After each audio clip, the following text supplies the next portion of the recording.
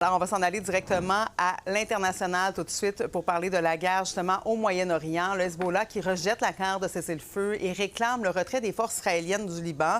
Le groupe armé soutenu par l'Iran menace Israël de nouvelles attaques. Sabrina, encore une fois, la situation là, qui s'envenime sur le terrain. Oui, parce qu'il faut comprendre quand même que le Hezbollah n'est pas invité à la table de négociation parce qu'il y a eu des négociations hier et aujourd'hui entre le Liban et Israël qui a mené en fait hier à un cessez-le-feu. Mais bon, le chef du groupe terroriste a même dit qu'il considère en fait l'accord entre le Liban et Israël que c'est une capitulation et une défaite.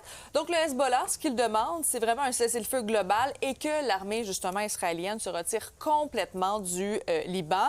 Et ça quand même, tout ça, ça a eu des conséquences quand même relativement rapidement parce qu'il y a déjà eu échange de coups de feu pendant qu'on va voir là, sous peu des roquettes là, du Hezbollah qui ont été interceptées au-dessus d'Israël. Donc malgré cet accord de cessez-le-feu, rien n'est donc ficelé. Le président libanais, d'ailleurs, comme vous le voyez à l'écran, qui s'est entretenu avec un émissaire français et a dit que c'est une dernière chance de pouvoir parvenir à une trêve qui est globale pendant qu'on voit justement ces roquettes qui ont été lancées. Et justement, pour ce qui est du président donc, de la France, Emmanuel Macron, il a dit plutôt qu'il soutient les termes du cessez-le-feu. Mais au Liban, disons que les gens sont quand même assez pessimistes. أول شغلة إسرائيل ما بيتأمل لها وأمريكا ما بيتأمل لها وحتى ولو قالوا في وقف إطلاق نار والعالم عم بتروح وعم بيغدروا فيهم. La France se tient évidemment comme nous l'avons toujours fait à disposition pour avancer sur ce chemin. Il y a un mécanisme de coordination qui a été mis en place où les États-Unis et la France sont ensemble. Si le cessez-le-feu est sérieux, c'est ce mécanisme qu'il faut réactiver. Et Donald Trump, qui, lui, ne digère toujours pas que la Chambre américaine des représentants vote contre la guerre en Iran. Oui, parce que c'est une première depuis le début du conflit en Iran, le 28 février dernier. Alors, juste simplement pour vous rappeler, il y a la Chambre des représentants hier qui a voté contre les actions militaires qui étaient du côté de l'Iran. Et là, justement, aujourd'hui, réaction de Donald Trump via Truth Social.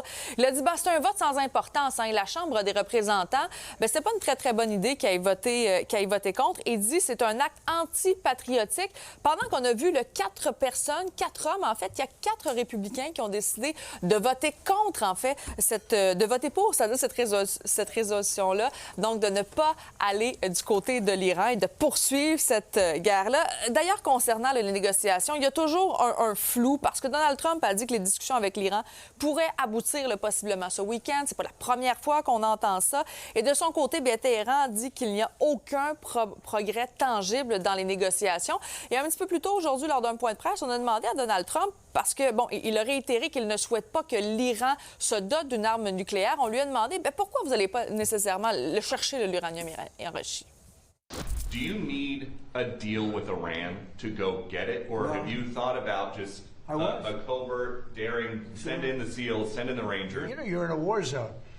And there was a time at the very beginning when we thought about doing that, because they would have not been watching, but they would have found out. Donc voilà, va-t-on vraiment assister là, à un accord entre l'Iran et les États-Unis? Ça reste toujours à déterminer. On est en attente. Merci beaucoup, Sabrina.